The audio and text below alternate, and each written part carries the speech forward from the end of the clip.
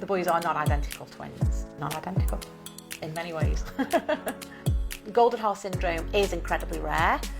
People don't understand what causes it. For Harry, it's affected the left-hand side of his face. We've had people send messages with things like he should be killed with fire, that he's disgusting and disgraceful, that his face shouldn't be shown. I'm quite protective of Harry when we're out and about. I'm always looking around thinking that people are staring at him even if they're not. Harry, do you love Oliver, yes or no? Mm-hmm. Love Oliver. The boys are not identical twins. They're not identical in many ways. My boys were born by emergency caesarean and they were 2 months early and they only weighed £3.9 each. The paediatrician came to see us and said that twin 1, Oliver, was fine, but twin 2, Harry, had been born with a rare craniofacial condition. For Harry, that meant that he'd been born with no eye socket, no ear, no nostril and a short underdeveloped jaw, all on his left-hand side. And they said that associated with that may be brain damage and that potentially he may never walk. And that came as a massive blow, a real shock to us both. Golden Horse syndrome is incredibly rare. People don't understand what causes it. For Harry, it's affected the left-hand side of his face, thankfully not his mobility.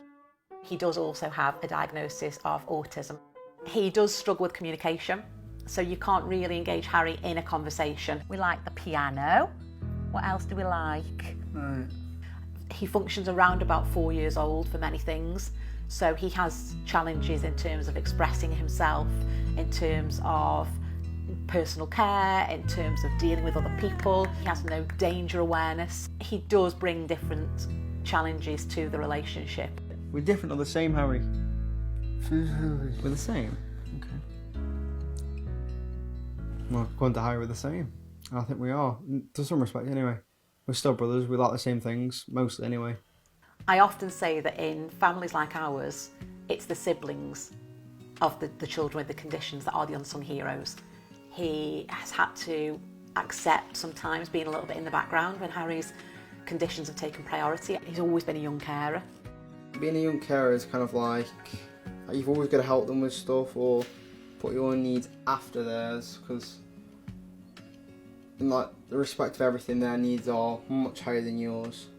You can never really relax, so I guess it's just draining really, because you never really know what's going to happen with someone when they're autistic. They could be fine 1 minute and then they could lose it the next.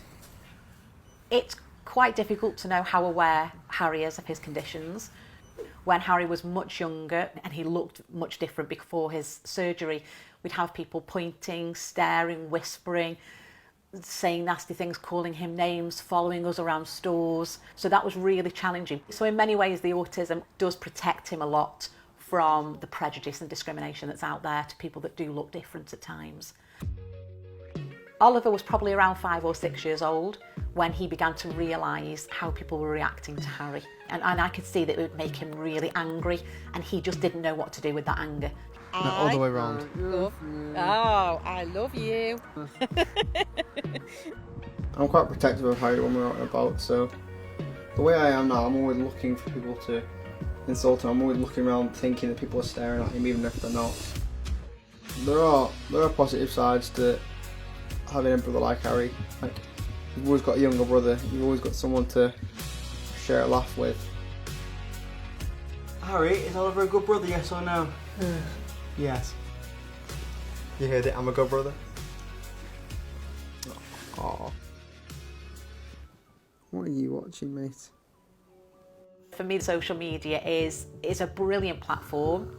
We have had trolls and we've had negative experiences. So we've had people send messages with things like he should be killed with fire, that he's an abomination of God, that he's disgusting and disgraceful, that his face shouldn't be shown. But for every one person that's awful, there's an army of people with compassion and love and acceptance who are willing to stand up for Harry. I think probably the biggest thing that having my boys has taught me as a parent is that there's no such thing as perfect. Sometimes imperfectly perfect is good enough.